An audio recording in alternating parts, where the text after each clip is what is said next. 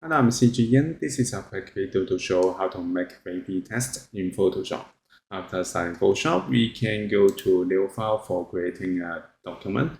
Now I will use this preset and keep this preset and create a new document. Next, we can go to left toolbar. We can find Type Tool. I will use horizontal Type Tool and then click on Artboard, and then we can start to type. I type wavy text.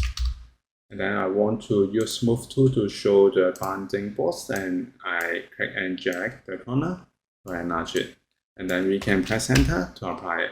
Next, we can switch back to Type Tool and then go to top option bar.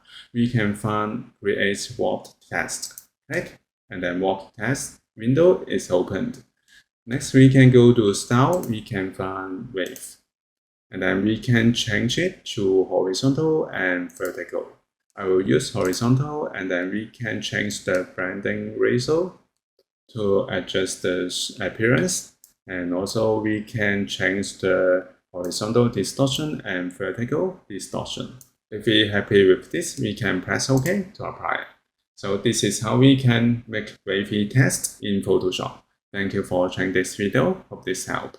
Please subscribe this channel. More video will be shared with you. I'm CG Ian. See you in the next video.